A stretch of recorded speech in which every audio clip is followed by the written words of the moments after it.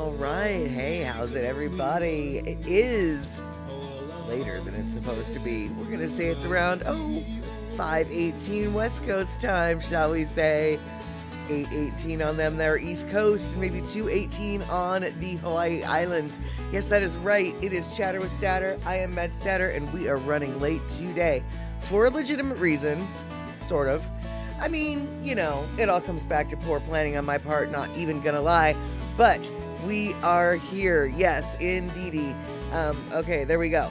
I definitely did not go quite as planned today. In fact, I believe that I set my restream schedule to start at the wrong time, and I know that I did not time my timing correctly in regards to a project I was doing. So we are entering this stream flying by the seat of our pants.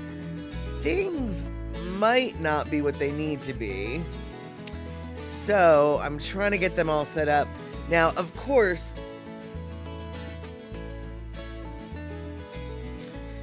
I have been doing things and stuff at this particular location for a while now.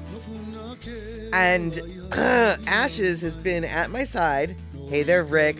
Full on island time. Full on island time is what I'm running on. So little Ashes has been sitting here, literally just sitting here the whole time I've been here. The moment I start this stream, she's like, okay, now it's time for your attention. Oh, okay. Now I need to have your attention. Oh, okay. Whereas I could have been giving her attention this whole time, this whole hour. No. Instead, it's when I need to be doing things and stuff that suddenly she's like, well, clearly if you've got time for things and stuff, you have time for me. And so, yeah. We'll see how that goes. I think she just turned off my light. Obviously, it doesn't matter too much. Anyway, I need to do some things and stuff to see how things and stuff are stuffing. And hopefully everything is the way it should be. But, you see, I had this idea. Oh, it was beautiful. It was a grand idea. And the idea was to show you guys what... yeah, exactly. Chaos is named Ashes for sure. And the idea was to... a couple of weeks ago, you guys... and exactly, is Ashes going to show face? Probably, and blame the... I will blame the cat for the current chaos. But the chaos that was prior to this stream... Oh, that's all me, baby. That is all me. Yeah. So... I went down a little bit of a rabbit hole, and on the interwebs, looking up things and stuff, and then I remembered, oh wait, I had this thing that I needed to do. I had a video that I wanted to make for you guys, and it's a video of bunnies and squirrels, because a couple weeks ago, when I was trying to get footage for the Hokulea getting towed to Seattle, there was a whole lot of no footage, right? Okay, so... You know what? Okay. Oh my god. So much chaos. Why don't we run the credits first? And we'll get into the details. How about that? Alright, let's do it.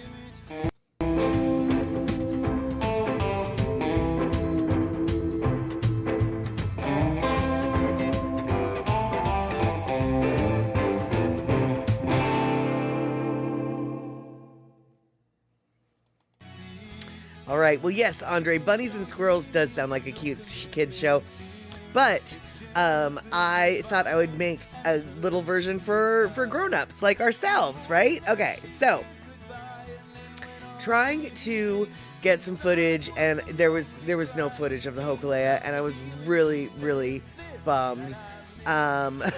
Rick, you just vacuumed the rental car. Where did all that sand come from? Gotta name it Nissan Beach. Good plan. Good plan. And, okay, so didn't get the good footage. I was super bummed. But then later on that day, or maybe it was the next day, I don't know. It doesn't really matter.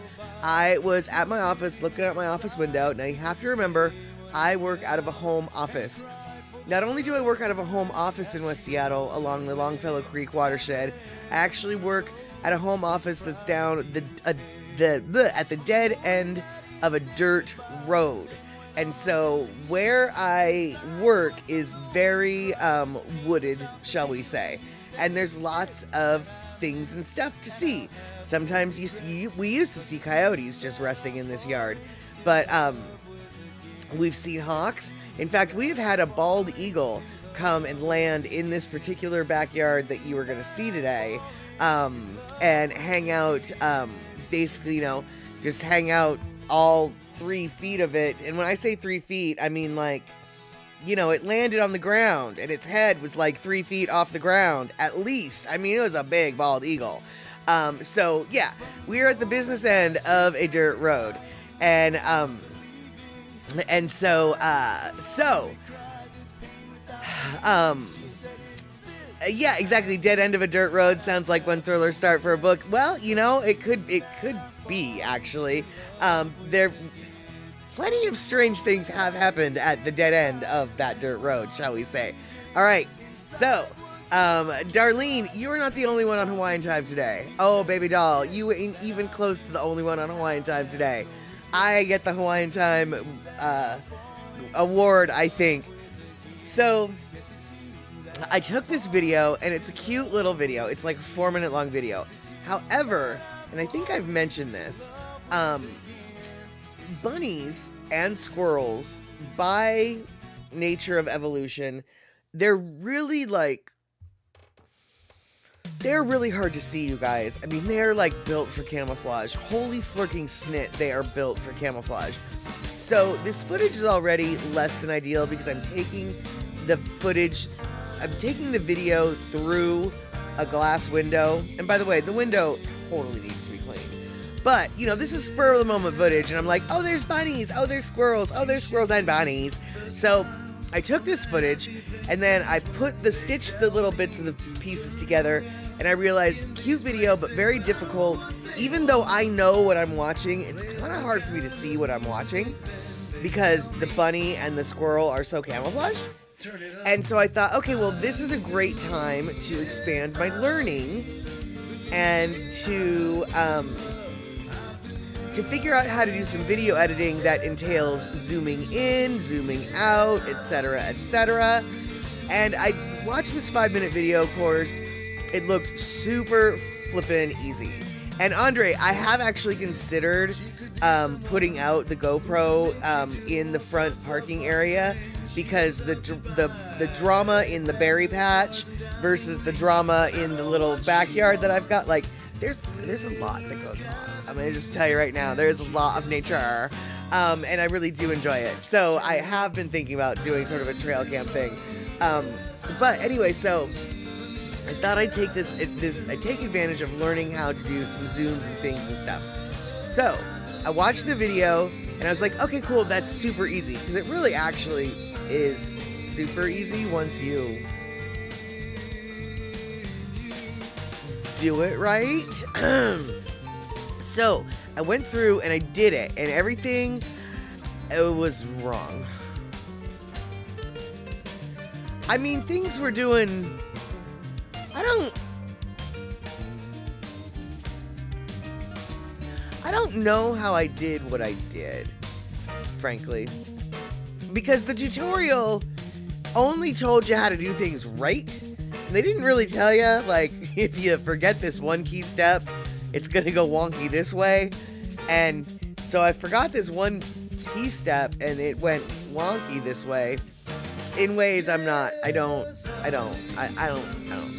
It's not what I wanted to do, though. And so then I had to go back and undo all of what I did, which, by the way, I didn't have a tutorial for how to undo things. They didn't really tell me how to undo what you did, but kind of figured out how to undo what I did. And so then I rewatched the video again and was like, oh, that's what I forgot to do. Okay. But I was like, okay, well, now that so I was like, okay. So then I'm looking at the clock, right? Because I know that at 5 p.m. I'm supposed to be here. And I'm looking at the clock and it's like, oh, it's like 4:24. And I'm basically starting from scratch on this video editing project, which Okay. So I was like, I can do it. And in full-on denial, I plodded forward and was like, I can do it by 5. It looks really easy. Oh yeah, you can quote me on that. It looks really easy.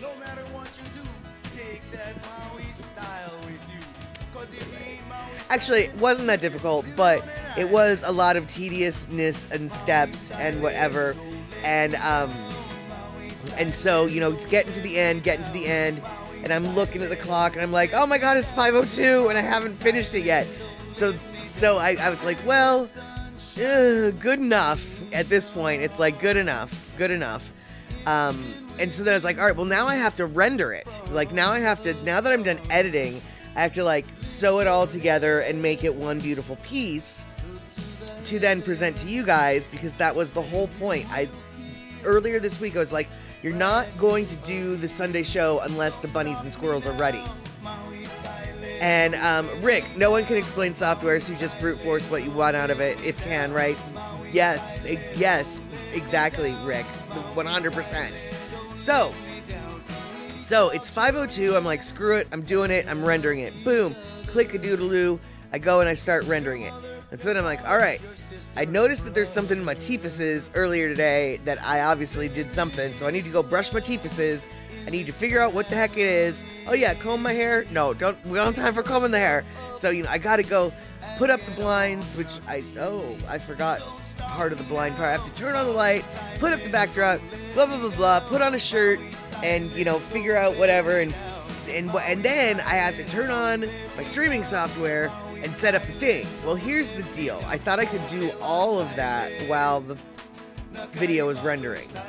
Now, I could brush my teeth, I could do this, I could do that and the other while the video is running, but turning on the streaming software and getting the actual stream then set up, oh no, I couldn't do that, not while I was rendering. My computer was just like, you've got to be flipping kidding me. What are you trying to do? What? Will you think I'm a Mac?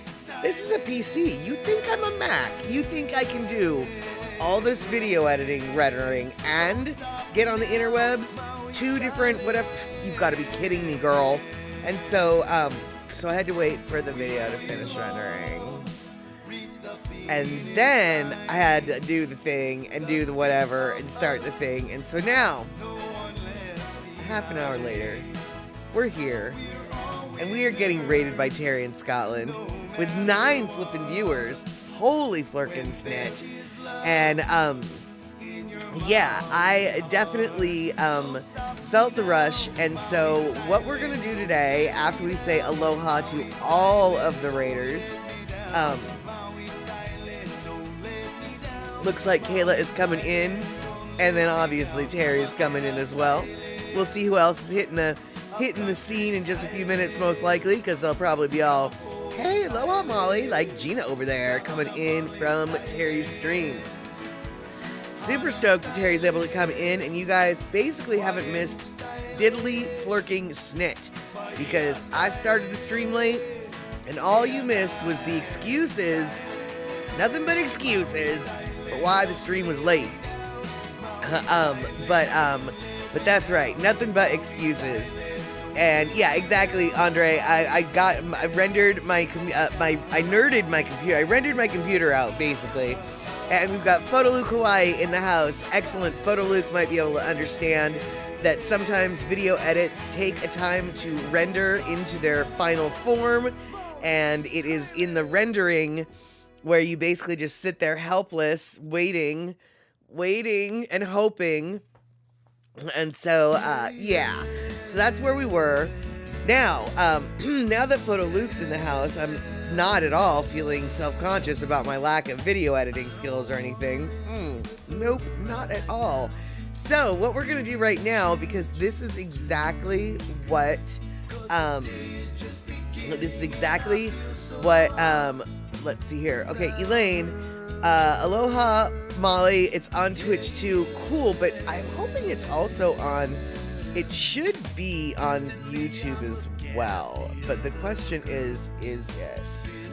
And I haven't checked yet because today is just nothing but a kerfuffle But it looks like we do have a YouTube situation, so that's kind of cool.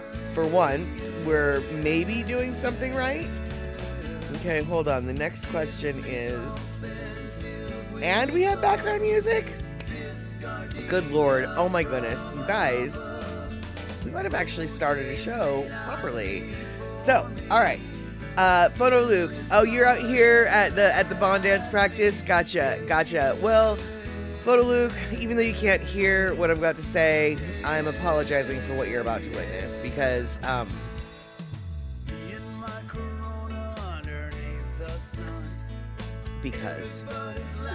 how about that? Because in the name of Chatter with Statter, the whole entire part, the whole impetus, the root, the seed, the inspiration for this stream is, it doesn't have to be perfect to put it out there. And that, my friends, is what we need to remember about the bunny and the squirrel video. It doesn't have to be perfect to be put out there. So, yeah. Katie from the Cove, sounds like someone was on the verge of having a severe fustercluck. Well, I did have I feel like I did have one because I started 15 minutes late purely due to my own procrastination. I knew I needed to start on that video editing project much earlier than I did. But I got a little cocky and I thought I knew what I was doing, even though I should really know better than to ever think I know what I'm doing. Especially when it's one of the first times I've ever done it. Yeah, so this bunny and squirrel video is a lesson in zooming in and zooming out.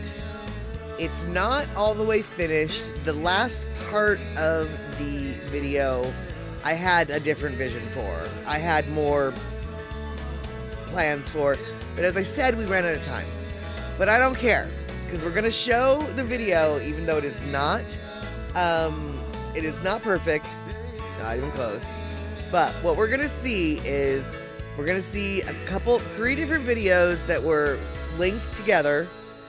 One of them is of 2 bunnies, and the other one is of 2 squirrels, 1 bunny.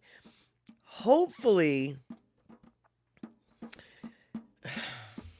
Okay, literally, you guys, hopefully you'll be able to see them, because actually, and this is true, we are together here, right now, this debut. I have not seen the final version of what I just did today. I have no idea exactly what the final cut is really going to look like now that it's all prettied up. So we're going to be watching this together for the very first time. And is it going to be good? Oh, no. I have no doubt about that. But it is going to be cute. I hope. I hope it's going to be cute. So let's talk about... No, that's not right. Let's just watch some bunnies and some squirrels.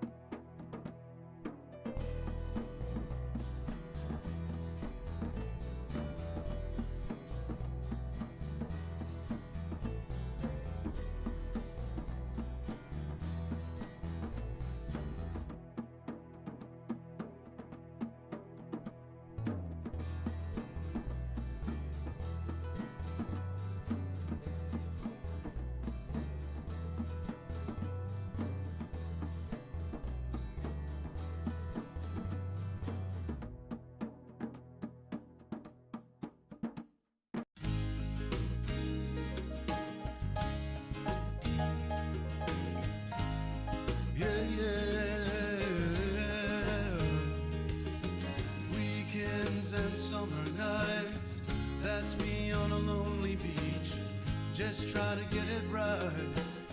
So tired of being lonely, how can I feel so wanted and free? Is that all that I have in me? Mr. Moon, shine your light on this beach. Yeah, yeah. Oh, Mr. Moon, shine your light on this beach. Yeah, yeah. It's the darkness of the night, and it sees all our fears. Live each one through time, they never disappear. While we sleep and run. Alrighty, there we have it. And it looks like C. Honda came in while we were watching this little breathtaking movie of rabbits and squirrels. That's right, Kayla. We've got squirrels and we've got rabbits. And Andre, your squirrels look more red than ours. We have a different variety of squirrels. That is a western gray squirrel. We also have, on the Kitsap Peninsula where I grew up, we have smaller squirrels that are much more red. I don't remember what they're called in regards to that. But yeah, when I moved to the King County area, I was very confused by how gray and big, and why did their squirrels look like that? That is not what the squirrels looked like at my house when I grew up. So I think I know the type of squirrel you're talking about, and that's the type of squirrel that I grew up with, was the red kind. But no, these gray buggas are huge, and Darlene, yes, they were not battling each other, so that was good. And I thought it was pretty cute. I definitely, one thing I have to say, you guys, now I know that this is just like, really? Are you going to brag about this? Yeah, I am. All right, you guys, that footage was taken with this cell phone, no tripod, only my hands, you know, doing this, that, and the other thing. And it was a long, like 5-minute shot, basically. Some of the worst parts were cut out, etc. But by the end of the 5 minutes, I was kind of getting a little shaky and tired because I'm weak like that. But I was very impressed with how steady my camera work was, how smooth my my movement was. Yeah, there was a couple jerks there that, like, I fell at the very end, like my phone kind of, yeah, anyway. But I was kind of impressed with how steady everything was with my little non-tripoded self. And Rick, the red ones at your cabin like to chew up everything. Yeah, the red funny you should say that.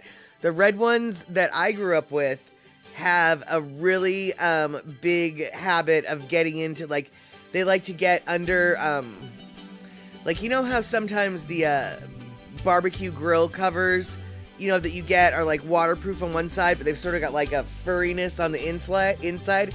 Oh man, the red squirrels love that. They take that furry stuff and they tear apart your barbecue cover, but they scrape all that fur stuff off and bring it to their nest. I've never seen the gray squirrels do that, but the red squirrels, they will get into everything to get their nest nice and cozy. And let's see here, Andre, did I use that office chair to do the panning? No, I had to actually stand up and lean over my desk to get most of that footage. So it was a very awkward body position to hold and to hold steady. And so, Rick, your pop-up screen tent looked like Swiss cheese. Exactly. That is those red squirrels, dude. Seriously, they are just little, ain't they? Yeah, and then, let's see here. Kenny, you got a mob of the fat gray squirrels in your backyard. No dogs to harass them. Huge trees. They love that. Exactly. And, C. Honda, you saw squirrels in Canada that you thought were chipmunks. Quite possible, actually. Up in Vancouver, British Columbia, I noticed that, okay, actually, before I do that, Terry, the gray squirrels have taken over the UK. Red squirrels are increasingly rare. That's actually what's happening over in Western Washington as well. Western Washington didn't used to have the gray squirrels. We mostly had the red. And yeah, the grays are overtaking the red population for certain, which is too bad because the red squirrels, although they're little buggas, they are very cute. Now, see, Honda, you probably did see some chipmunks in Canada, I'm guessing. I know that whenever I used to go up to Canada with my mom, I would always notice that even though we have chipmunks down here in the Seattle area, Vancouver area chipmunk population is way more abundant. And not only that, in Canada they have, well, actually I'm sure we have them here too, but I noticed in Canada there was at least 2 different kinds of chipmunks. The chipmunks are way smaller than squirrels, and they've got the little stripies down their back, you know? And one of them was the typical brown chipmunk that you like think of when you think of Alvin, Simon, and Theodore and the Disney movies. But the other ones were these like dark black squirrels, or excuse me, not squirrels, chipmunks. And but they still had little, you know, stripy. I mean, you could still tell they were chipmunks, but they were just way darker. And so I wouldn't be at all surprised if you did see chipmunks up in the Canada area. But again, I don't know exactly where you were in Canada.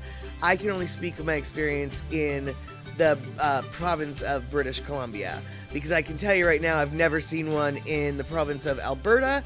That being said, I've only been to Edmonton, and there's not a lot of trees in Edmonton, so I'm going to guess there's not a lot of squirrels. And let's see here. Rick, chipmunks are called ground squirrels? Really? Nuh-uh. Nuh-uh. Really, I've heard of ground squirrels, and I did not think that they were the same thing as chipmunks at all. Now I'm gonna have to look that up and go down a little rabbit hole there, or a squirrel hole there, because I had no idea that that they were the same thing.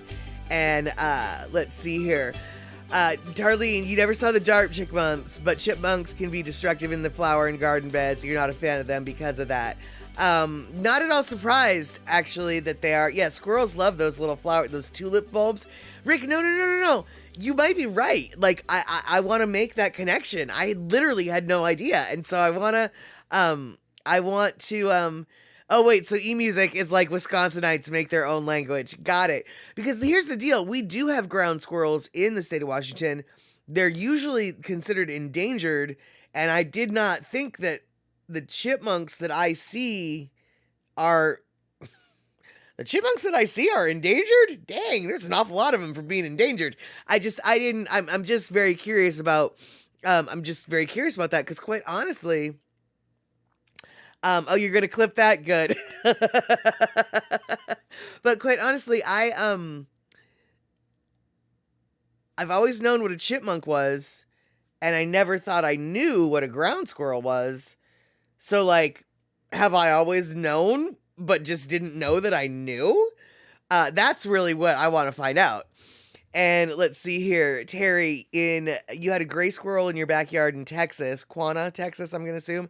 Your dachshund, Rosie, hated that squirrel for some reason. She chased him up the same tree every day until one day she got his tail. She was so proud. Oh, I am sure she was proud. And you know why that dachshund didn't like that squirrel.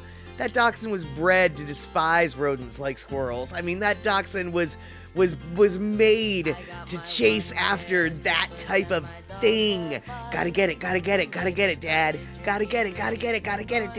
Look, I got the tail. Oh, gosh darn, she was proud. And Darlene coming in here with some facts. They are from a different variety of ground squirrels, but yeah, they are. They burrow and live in clusters, at least here in Wisconsin, at home and up in north. Okay, wait, Rick, 13 lines is the one. Don't know what? Oh, wait, hold on. Chipmunks are usually about 10 inches long, while ground squirrels range from 6 to 12 inches long. The most telltale difference between the two is the presence of stripes on their heads or lack thereof. While both are striped, only the third... Wait, hold on, what? The most telltale difference between the two is the presence of stripes on their heads, or lack thereof. While both are striped, only 13-lined ground squirrels have stripes that extend to their heads. So, okay.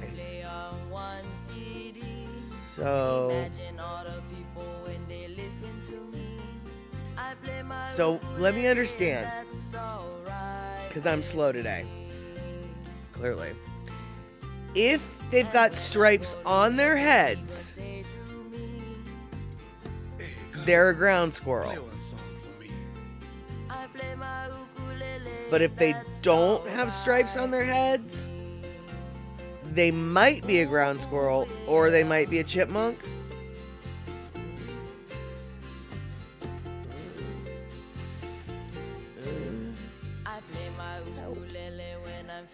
Okay, so eastern chipmunks and 13-line ground squirrels are both rodents. They have, yeah, but this is, see, but these aren't, no, but okay. Right, okay, no, All right, well, that's great, but those are eastern, and the easterns aren't, right, easterns and western, like, I need the western version. Because what you guys are talking about is east of the Rockies. And east of the Rockies is a different situation than we're at west of the Rockies. Like, things get different once the Rockies happen. So I'm gonna have, like, I mean, I'm sure that there's truth to what you're saying that relates to the western, but all of that info is eastern, and that doesn't apply to me. It applies to Rick, but doesn't apply to me. So yeah, I'm gonna have to go down the rabbit hole of the western varieties, because once you're on the west coast or the west side of the Rockies, your animals get different. They just do.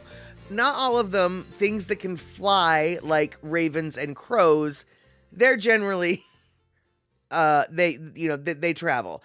But things like elk, things like bison, things like moose, they completely are their own. They've got their own fangs, as it were. And so the option doesn't apply to me either. Exactly, Terry. I really should just ask the rodent in question what they are, just to make sure. In fact, last night I could have asked a rodent, or maybe the same rodent, I'm not sure, that question, because my cat kept bringing in, I don't know if it was the same mouse or if it was a different mouse from the same nest, but last night I picked up so many mice, it's not even funny. And that's right, you guys, it's gotten to the point where I don't even care, I just pick them up. So Cat brings in the stupid flippin' flirpin' mouse with his proud, he's got a certain, I know as soon as I hear a certain tone coming from the back of his throat, it's like he just came home from hunting, and he's singing his hunting song. He's singing his "Look at What I Got, Mom" song. And I don't want to look at what he got, especially if it's going to run away under the flippin' whatever. And so, of course, he lets it go, and the little guy's like, where am I? I want to be under that shadow. So, of course, because he's not dead, he thinks about starting to move. Well, that's unacceptable. You cannot bring a live thing in my house anymore. I'm just tired of it. So, I stepped on it. And no, I didn't step on it to kill it. I just stepped on it enough. And yeah, I was barefoot. That's right. I was barefoot. I stepped on it. I stepped on enough just to stop it. And then I picked it up by the scruff of the neck. And I said, "You don't belong here." And I threw him out the door. And so then, a little while later, he came in with another one, and I did the same thing. I stepped on it. Still alive, I just stepped on it enough to keep it from running under the fridge. Picked it up by the scruff of the neck. "Is this you again, or are you new?" Took him back outside. This third time it happened, I'm fairly certain it was a repeat of at least one of the two, if not the same one. Either way, I don't know what happened to the mouse.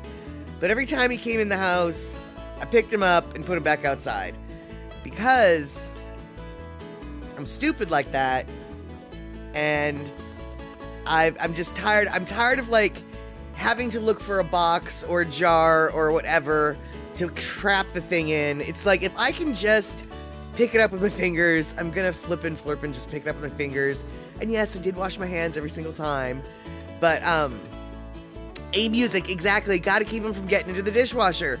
Precisely. That is exactly it. It's like, look, I don't have time. I've done this catch and release for later, or I've let them have their toy on the inside of the house, and I know the consequences of that. And we're not doing that anymore. So the toys stay outside, okay? The toys stay outside. Yeah. So, let's see here. So, see, Honda, the hunter cat has a muffled mew because it's holding something in its mouth. The cat is so proud. Yeah, actually, that's kind of what it is. I wouldn't say it's muffled per se, see, Honda, because it is loud, but it is muffled, obviously, because they're not opening their cat mouth, because, but it is, like, it's a different kind of throat call that creates volume from that throat. It's definitely muffled, but at the same time, it's still loud, if that makes any sense at all. And let's see here. Andre, the Washington ground squirrel, lives in sagebrush or grassland habits of the Columbia River Basin of Washington and Oregon. Washington ground squirrels hibernate 7 to 8 months a year. Adults breed shortly after emergence in January and February, and then juveniles emerge from the natal burrow in March. Juveniles disperse, blah, blah, blah. All Washington ground squirrels gain weight and prepare for hibernation in late spring and early summer. That is what I know of as a ground squirrel. Ground squirrels generally aren't on the western side of the mountains in Washington. They're not on they're not west of the Cascades. They're east of the Cascades. They're between the Rockies and the Cascades in eastern Washington and Oregon. That's why I'm like, what you guys are calling ground squirrels are just not what we call ground squirrels out here. And what we call ground squirrels out here, they're an endangered species. Like, they're few and far between. You really, you don't see them very often. Given that they hibernate for most of the year, it makes sense that you don't see them very often. And so so when you were sitting there telling me that chipmunks and ground squirrels are the same thing, it's just like, are you serious? Are you pulling my leg? I don't know how to believe you, because I can't reconcile that with what I already know about the little ground squirrels that we've got in Washington. And let's see here. Terry, in which former life were I a ground squirrel? I don't know. I can't say that I was a ground squirrel per se. I may have been a chipmunk. I do know that my past, the life that I had right before this one, I was a human. I do know that. But before that, I couldn't tell you. So maybe I was the ground squirrel in the life before that. But the life before this one, yeah, I was totally a human. In fact, I could tell you I probably died between the ages of like 13 and 15, and I used to be a dude. That much I've figured out on my own. And yes, that's right, I just went into crazy talk, and you could totally just be like, whoa, where did this come from? We don't have to talk about that anymore, because that's in the realm of crazy talk. But there you have it, Rabbit. And the funny thing is I don't really even believe in past lives, yet this is something I just know about my past life. So reconcile that, why don't you? And Darlene, it could just be what us Wisconsinites call them because of their similarities. Well, yeah, I mean, it does sound like chipmunks. Actually, I thought that chipmunks lived in trees. I didn't realize that chipmunks burrowed in the ground. So, I mean, if you're going to call anything a ground squirrel, it totally makes sense that the chipmunk would be called a ground squirrel. I mean, that totally makes sense. I just couldn't reconcile that with, like, what I knew of with the very specific traits of the Washington ground squirrel. And Kenny, you just can't picture Statter as a dude. Oh, dude.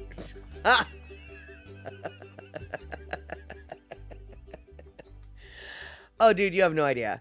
My entire life, I have been told that I am a man and should have been born a man. My entire life, I have been told, you think like a dude, you think like a man, your brain is built like a man. Now, I know that modern science has proven there's no such thing as a woman's brain, there's no such thing as a man's brain. I understand that. That's not what I'm talking about. What I'm talking about is my entire life, I have been told I have the brain of a man. I think like a man. I interact with the world like a man. Apparently,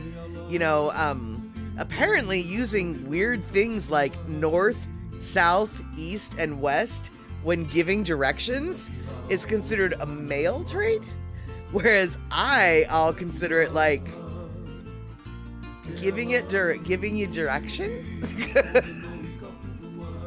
But apparently, women don't like to do the north, south, east, and west. That's not how they give directions. They give directions on this, the second left past the yellow house, the blah blah blah. They completely different way of framing the world, and so yeah, I can honestly say throughout my entire life, I've always been told, you are not the typical woman. You do not think like the typical woman. I've never met a woman who thinks like you. You think like a dude. And so, so there you have it, Rabbit. And Darlene, it could be because I've had more male interactions. Quite possibly. I do know that I prefer the company of men. I always have. But yeah, I just, apparently on the inside, I'm one dude or something, dude. Rick, oh, what a good question. How will AI give directions? I don't know. That might be something something that we'll have to find out. But Terry in Scotland, what do you mean? Okay, there seems to be a joke here that I'm missing, Terry. Terry in Scotland, Shirley MacLaine, a believer. Hold on, how did this? A believer in reincarnation may never have been a squirrel. Her brother, on the other hand. Okay, so where's the joke there, Terry? I know that I need to know something. I'm missing something. Like, did her brother live in a tree? Did her brother get run over by a car? Is her brother's name Alvin? What am I missing here?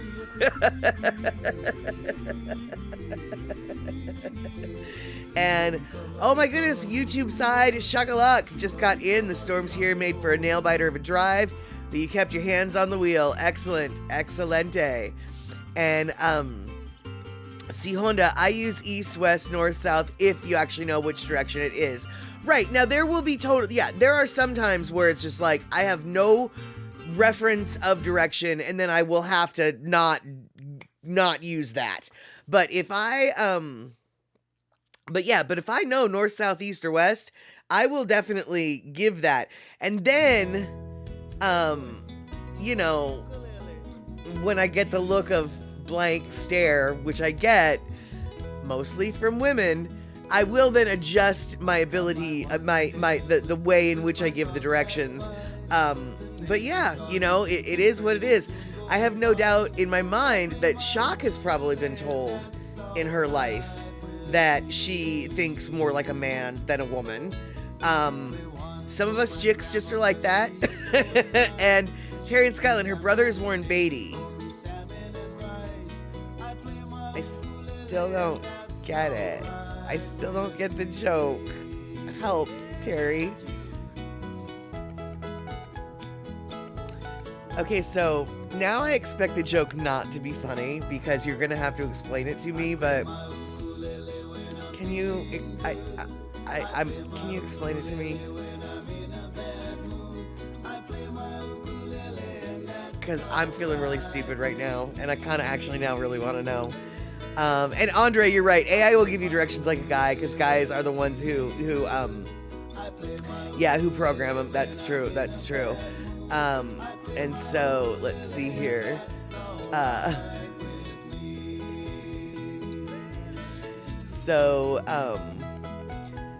Rick, directions. Never asked for them before.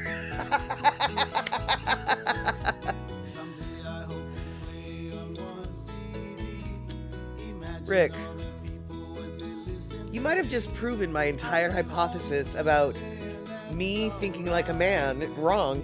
That is correct. Because men don't ever ask for directions, do they? Yeah, so there you go. Only women ask for directions, which means if you're thinking in the way of directions, yeah, you're right. That's a womanly way to think, isn't it? Yep. And let's see here. So, Darlene, oh, you're bragging about your soft feet because of the beautiful sand. Yeah, isn't that one of the best things about being on the beach? And let's see here, Shock, your surly cantankerous friend Brendan called me refreshing, and my other cranky cantankerous Brendan told me that you're too honest. All right then. And let's see here, Kenny, me giving directions, go north for 2 blocks, out of towner. Okay, Magellan, just tell me, do I turn right or left at the Burger King? Well, I can appreciate that, but see, actually though, I don't know. I mean, as long as there's grids, to me, the north, south, east, west is the best. Now, in the Seattle area, Seattle is distinctively known for not having a grid with their streets. So there is some element of it's better not to use north, south, east, west, because just because you started heading north on this street doesn't mean that street isn't going to somehow curve back around to the southeast, and suddenly you're like, but I wanted to go there, and now I'm over here. How did that happen? And so, Rick, use the sun and the wind to guide you. There you go. Alrighty, see you later, Terry in Scotland. You're gonna go play some Fortnite. You're not even gonna explain the Warren Beatty joke to me because it's just something stupid. But no, have a great time. We will see each other later, and thank you so much for that raid there, Terry. And then Shock, you have to turn left where Kemp Mill Records used to be, and then right where Northwood High School used to be. I have so many old timers in town telling me stuff like that. Because here's the deal, Burion's kind of an old town, and a lot of families have Pacola Tea, aloha from Gridless Oahu. Yeah, you're just nothing but triangle slices and coastlines. Between valleys and coastlines, there is no such thing as a straight flippin' line. And the Puget Sound has those exact two things, valleys and coastlines. So yeah, there's no such thing as a straight line because you ain't got no flat land. And and so let's see here. But in regards to like, yeah, where so-and-so used to be, dude, Burien is a very old town. Homesteaders literally, homesteaded this place, and their descendants, well, first off, homesteaders didn't get here until really quite late, and their descendants still live here. So literally, there's a guy that I go to the bar with who, his grandpa had the Sunnydale Farm, and it was the first homestead farm in the area, and now the area where his farm was is referred to as Sunnydale. So his grandpa named the area. And so, we've got descendants, there's just descendants of the original homesteaders here, and all these old people who've never flippin' left town. They're like, well, you turn left at the old high school. And it's like, bruh, I didn't even go to high school in this county, let alone live here long enough since the old high school's been, what are you talking about? Just tell me streets. And let's see here, Kenny, of course, you can really, if you want to be a jerk when someone asks for directions. You can't get there from here. Nice. We're gonna have to try that one day. And let's see here. eMusic, have I heard Andy's, god dang it. I heard Andy's comment piece on directions on Neighbor Islands. Not that I am aware of. But I'm sure, I actually now I want to. And Doe, hey, I just saw you come on in. Correct me if I'm wrong, Shocklock thinks more like a male. I say this is because I am too. Oh no, that's exactly, Doe, that's kind of what I said, that's actually exactly what I said earlier in the stream. Yeah, I think like a dude. I dare say that Shock has been told that she thinks like a dude. And frankly, Doe, given what I know about you, not one bit surprised that somebody somewhere might have said to you one day, you're kind of think like a dude. So, let's see here. All right, so, Shock coming back with, I think if one thinks one should solve things one can solve and won't tick anyone off by doing so is thinking like a male. I don't. Okay, I can't argue with that logic, Shock. Not even gonna argue with that,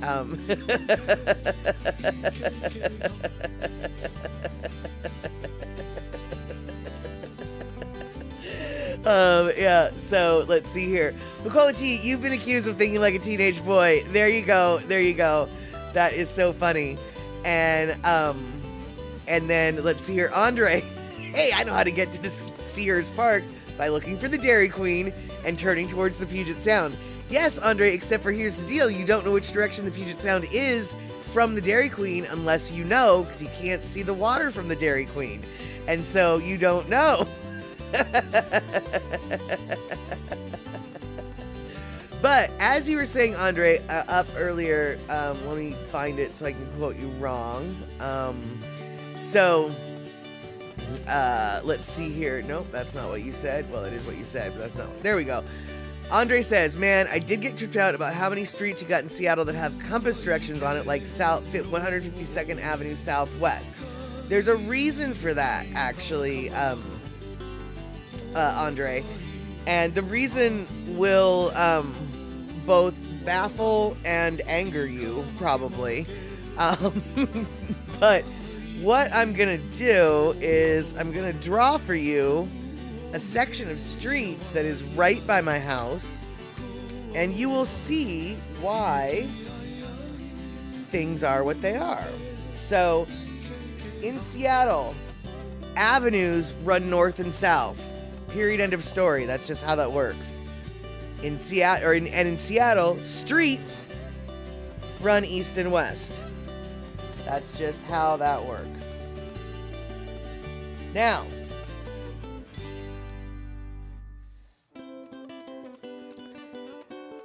one of the demarcation lines one of the most important demarcation lines in Seattle is First Avenue. First Avenue. Yep, exactly. Andre, boulevards are twirly. They go in multiple directions. Boulevards go sideways, slant wave, curvature. You can't count on a boulevard. A boulevard will take you where a boulevard will take you. And who knows where that might be? Who knows where the boulevard's going to take you? The boulevard goes curviness. And you should know that. Ambaum is all about the curves. So,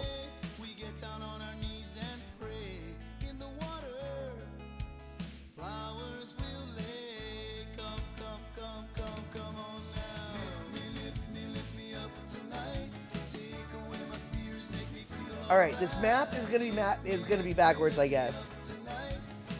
So,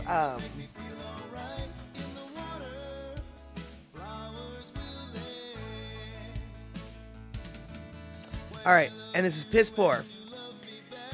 Exactly. Picola T knows exactly what we're talking about. Boulevards are twirly, parkways are swirly. So, let's see here. All right, so avenues go north and south. And First Avenue is the demarcator between east and west. What? Yeah. East and west. So, First Avenue South is in this area right here, right? And that's First Avenue South. One street west from First Avenue South, one block west of First Avenue South is First Avenue Southwest. Kill me now. So, does that mean that we have a First Avenue South and a First Avenue Southwest 1 block away from each other? Do you think that addresses might get messed up? Why, yes, that's exactly what happens. Yes, that's exactly what happens. Now, from First Avenue from First Avenue, from First Avenue, 1 block to the west is First Avenue Southwest. Then we've got First Avenue South. Then we've got Occidental South. Then we've got 2nd Avenue Southwest. Excuse me. Yeah, no, 2nd Avenue South. 2nd Avenue South. As we're going to the east. All right. You know what? I just need to let everybody know one other thing.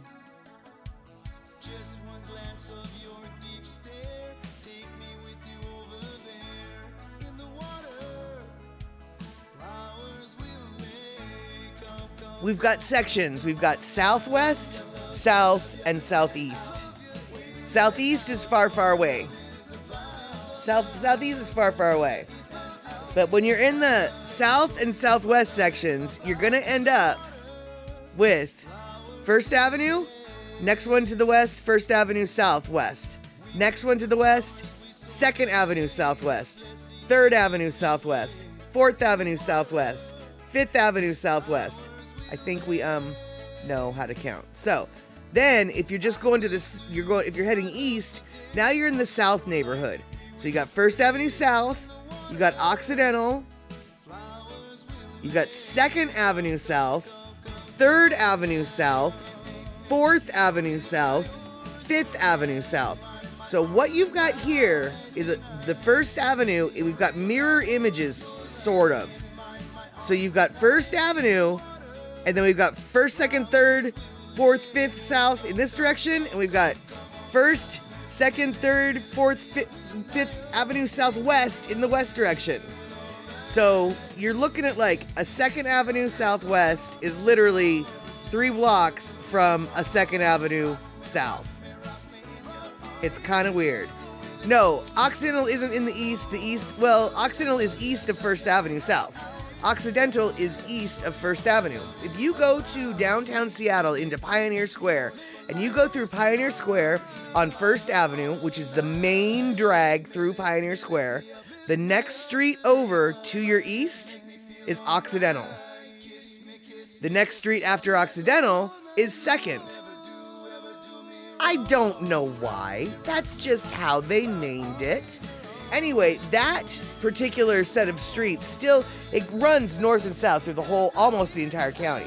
So even down in my neighborhood, even though I'm not in downtown Seattle, we still have the structure of 1st Avenue, Occidental, 2nd Avenue, 3rd Avenue, 4th Avenue, 5th Avenue. But then, because here's the deal, in Seattle, in downtown Seattle, there's really no more land west of 1st Avenue. It's all water. But once you go further south, where I live, there is land west of 1st Avenue. So you gotta call it something. And so it's 1st Avenue Southwest, 2nd Avenue Southwest, 3rd Avenue Southwest, etc., etc.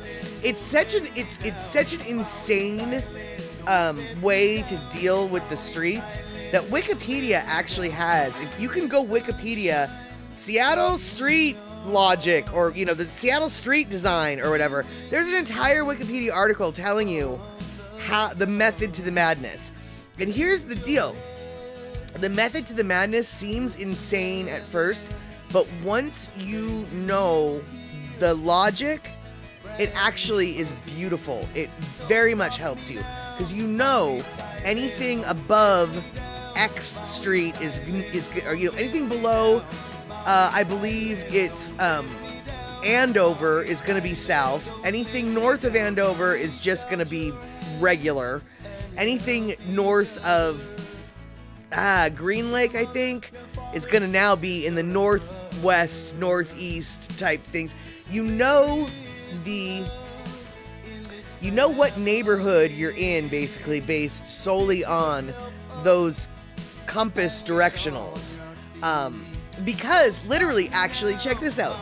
Where I work at my office, the street address that we have is a southwest compass directional. So 1, 2, 3, 4, 26th Avenue Southwest. Not the address, but let's just say it is. We have a client who lives at 1234 26th Avenue Northwest. So they literally share the exact same address as we do. The only difference is the zip code and the Northwest moniker or the Southwest moniker. Everything else is the same. And so sometimes the post office gets confused.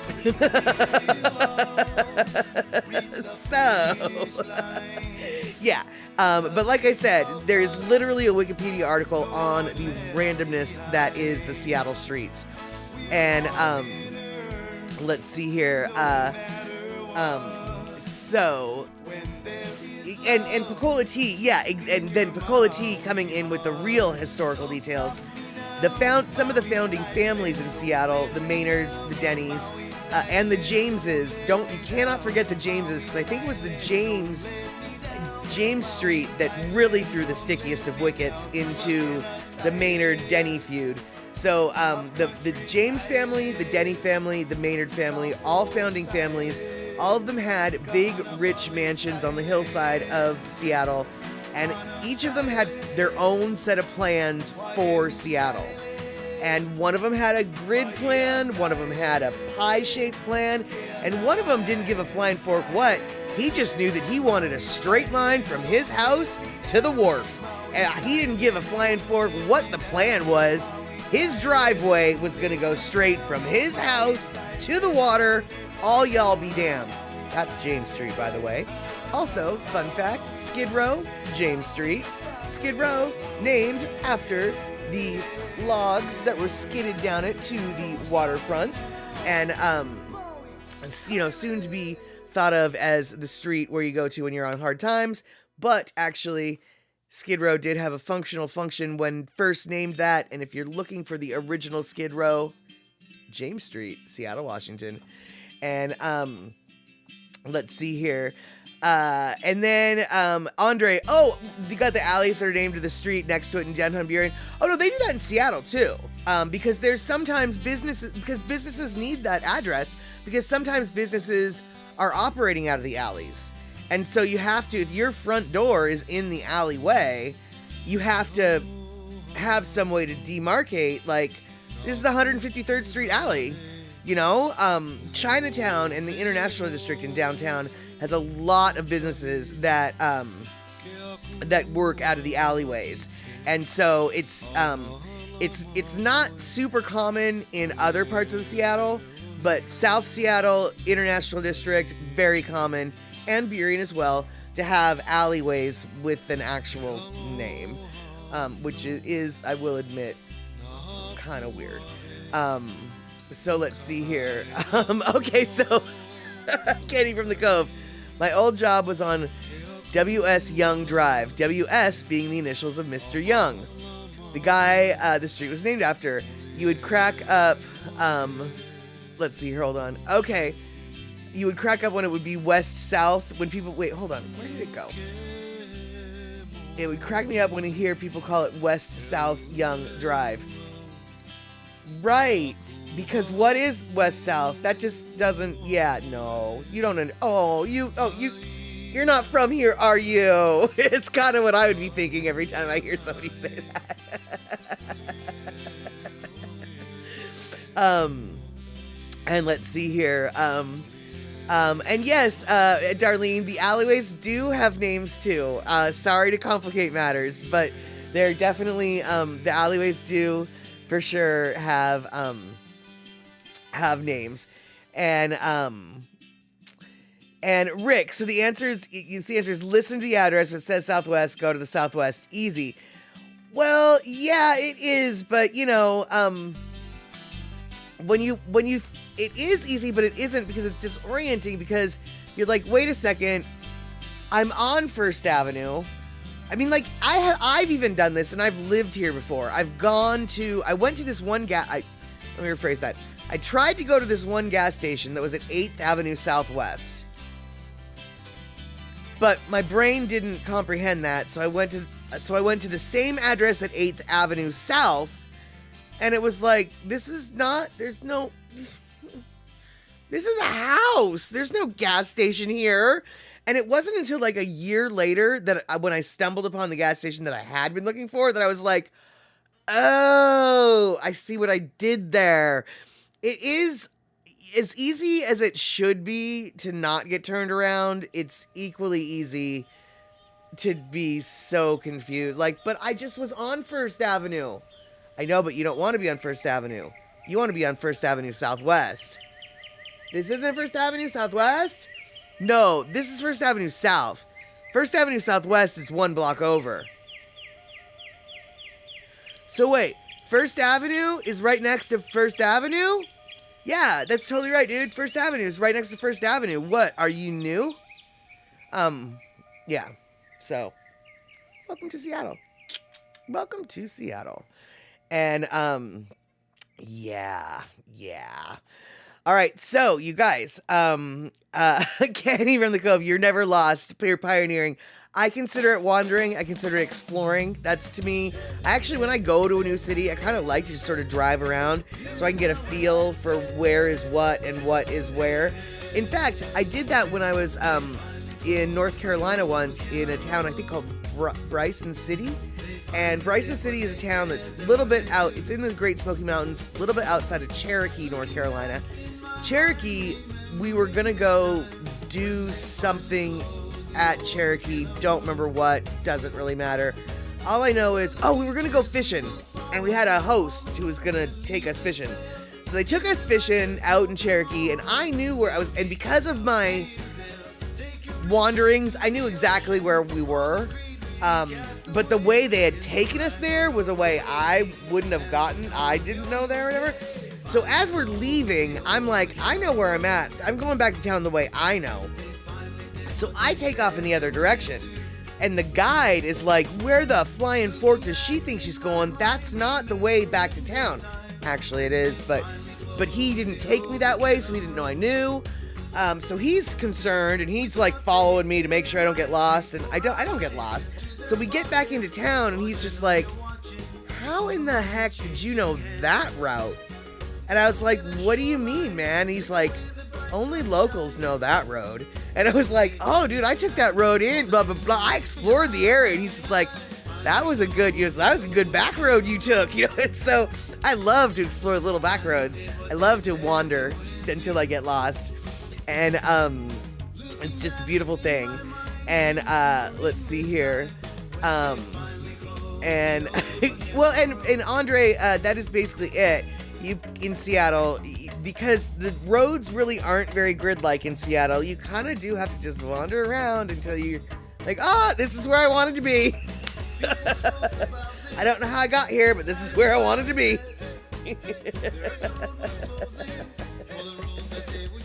And yeah, Andre, you actually, so you basically stayed on the High Line. You were staying in West Seattle, White Center, Burien, High Line area, which, oddly enough, is probably one of the most gridded street areas in Seattle. So we do have grid streets in Seattle, just not the downtown core at all. I mean, sort of, but not really.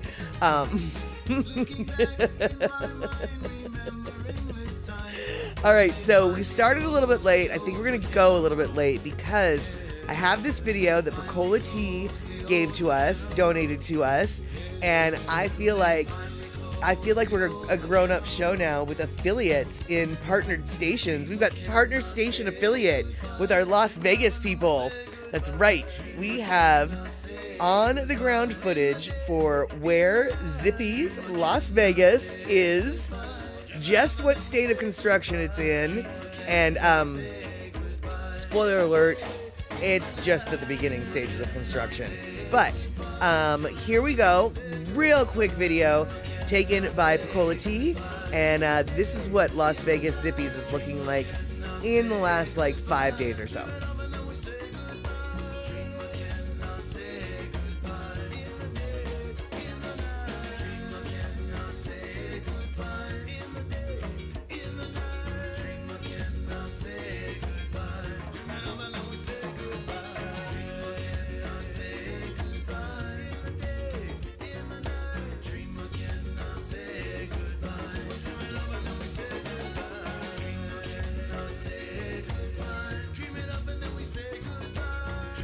So, I don't know if that entire complex is going to be a Zippy's situation, or if Zippy's is just going to be like the cornerstone vendor, not vendor, but tenant of a larger strip mall.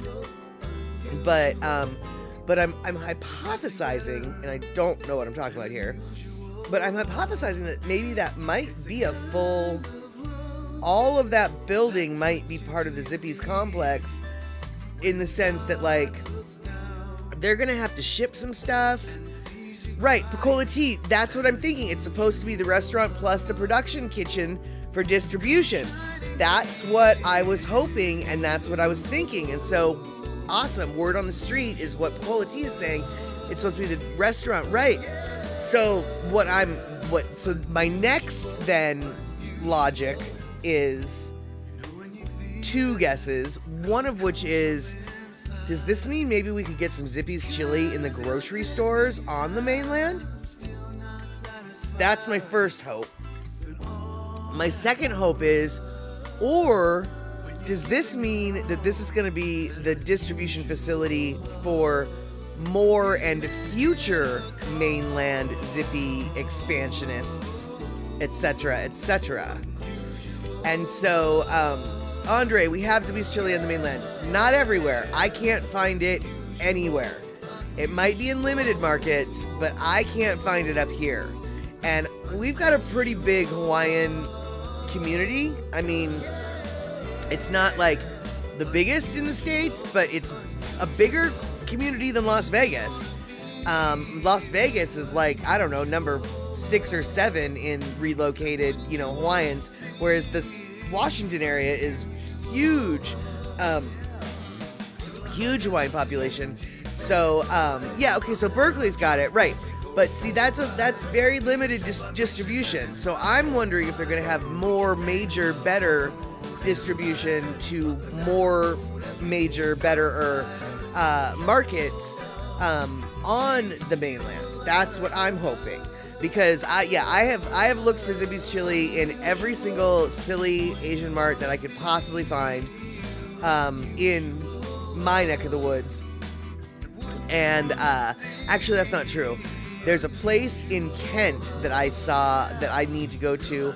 It's called I think the mall is called the Great Wall Mall or something like that, and it's like Market 99 or something. I just saw a post for it. And they've got a huge crack seed store in that little market. And so I've got a little bit of hope for that. But let's see here. Picola Tea, Zippy's chili is already in some groceries, like at Uwajimaya. I couldn't find it at Uwajimaya. That was like the first place I went to go look for it, was Uwajimaya. That doesn't mean it wasn't there. Or, it doesn't mean, first off, it doesn't mean it wasn't there. It doesn't mean they don't carry it. It could have been sold out. I'm not sure, but I couldn't find it. And so I'm just hoping it'll be more, better, easier to find. And let's see here. We need to trade with Hawaii. They give us a Zippy's and we give them a Buc-ee's. That's a very valid trade, I would say. Actually though, I don't really know, I feel like Buc-ee's might be too big for... I feel like Buc-ee's might be bigger than some Hawaiian islands. Buc-ee's is so big, right? I mean, it's like, what's on this island? A Buc-ee's. A Buc-ee's, eh? Yeah, just a Buc-ee's. No place to drive. The island's just entirely Buc-ee's. We're just Buc-ee's. The island's the Buc-ee Island. Yep. And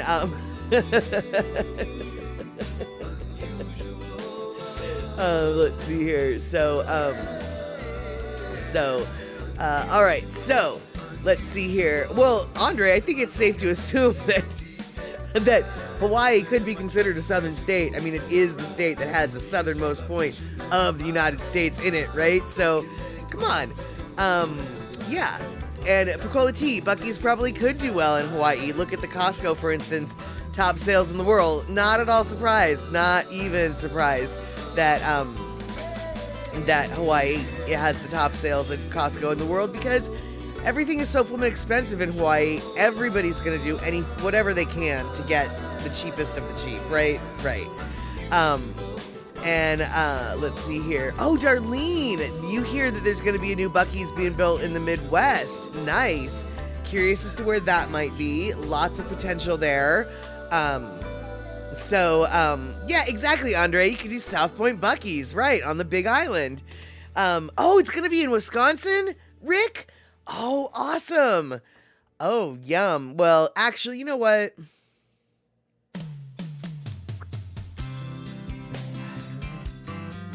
I don't really know if I would want to live near a Buc-ee's. And I say that not as a disparaging comment to Buc-ee's. No.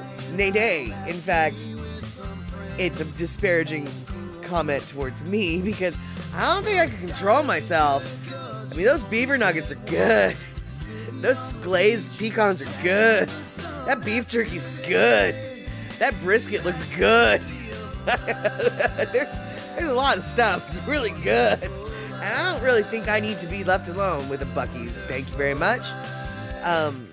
Picola T, you'd love to see a Wawa on Oahu, but probably too much competition from 7-Eleven. Yeah, I would think so. In fact, it sort of seems like ABC Stores is sort of starting to step on some of 7-Eleven's quick food market. So I think 7-Eleven would definitely just be like, no Wawa, you stay over there, got it? Okay, yeah, over there, Wawa. And right, exactly, Kenny from the Cove. You'd be poor and fat if you lived too close to Buc-ee's. Precisely, and that is what I meant by, I don't really know if I want Buc-ee's to be in my state. Nothing against Buc-ee's, everything against me. You gotta be alive. Okay, you guys, so we are running late, but we started late, so we're kind of coming out even in the wash. It is about time to wrap things up. I do have a quick question about what all y'all are in the mood for Satterbox at the cinema next week. I do have, Andre, I did get your video. At least I'm assuming it was Andre. Andre did send in Repo Man, but I don't know if I can show this. I'm gonna have to definitely double check because it sounds like there's some scenes with nudity in it. And depending upon how much nudity and how much I'll have to try to do things and stuff, I just don't know if I can play this. And so we'll see what I can do. But, so Reaperman may or may not be on the docket. I have to do some reviewing of that. Kenny from the Cove, replay Dazed and Confused. I will happily replay Dazed and Confused every flippin' weekend if you want, Kenny from the Cove. So, but we need to figure out if anybody else wants to watch that. Pussycat, so good to see you here. We started a little bit late, had a cute little video of some bunnies and some squirrels, and now we're trying to wrap things up with a conversation about what movies we should think about maybe watching, or movie we should think about maybe watching. And let's see here. What I've got that we haven't watched yet. I've got Legally Blonde. We've got The Mummy Returns, thanks to Rick and Darlene. We have Gulliver's Travels, which is a Jack Black movie. We have another Jumanji movie. Let's see here. We've got Slumdog Millionaire.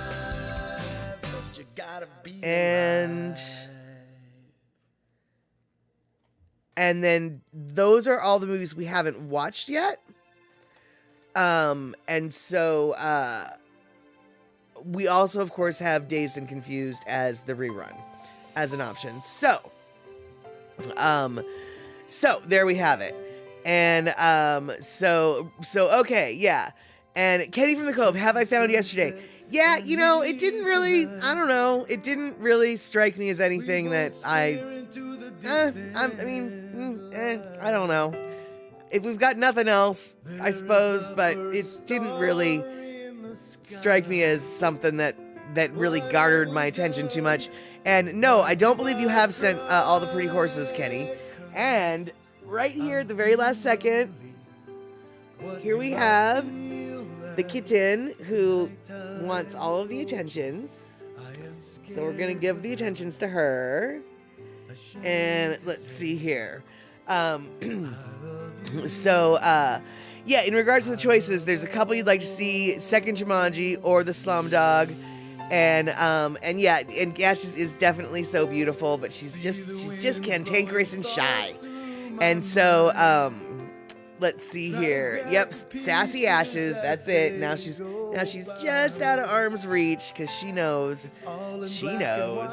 So yeah, so we'll take that discussion up on Wednesday. And Pussycat is Dazed and Confused about Led Zeppelin.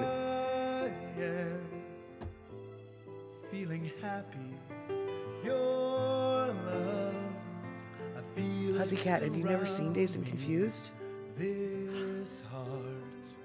Not ashamed Okay. to say. We might not watch Dazed and Confused this coming Saturday, but we will be watching Dazed and Confused if Pussycat has never seen it at some point. Pussycat, Dazed and Confused. I'm going to go out on a limb and say this is maybe of your era. Takes place last day of school, 1976, in Austin, Texas. The kids are going to have a beer bash. The beer bash gets found out by the parents. What's going to happen?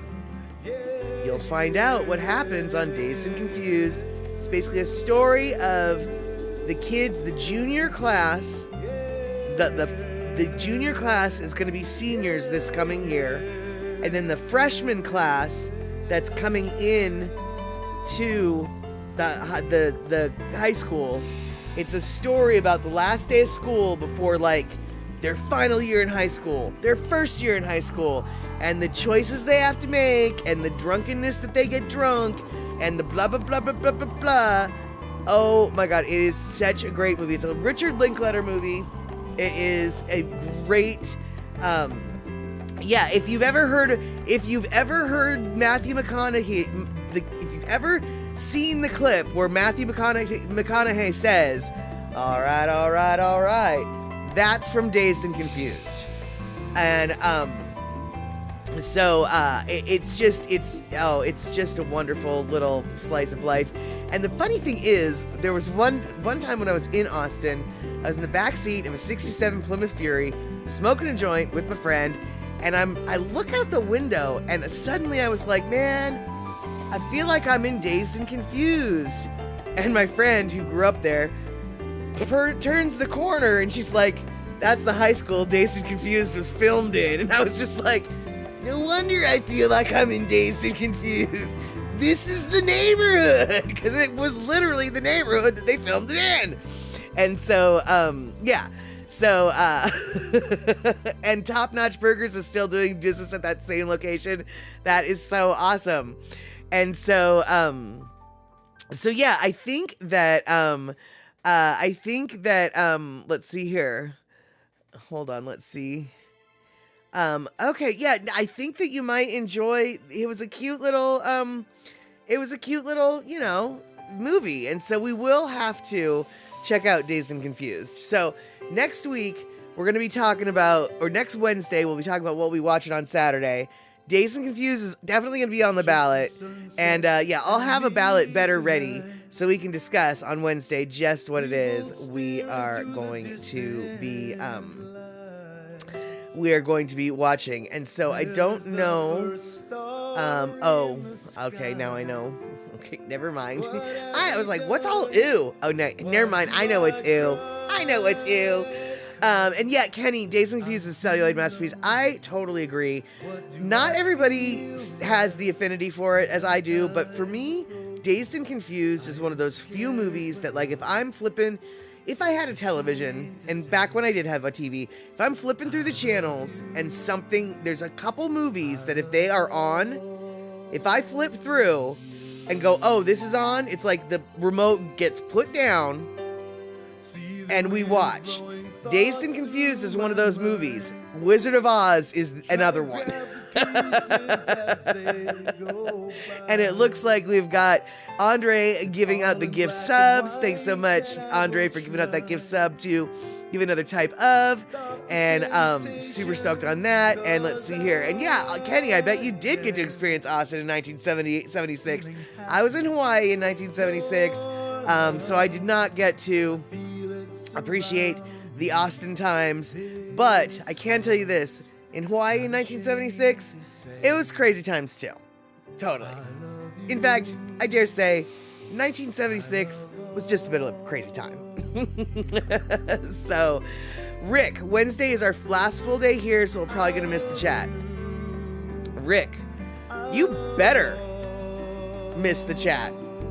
I don't think I want to see your face.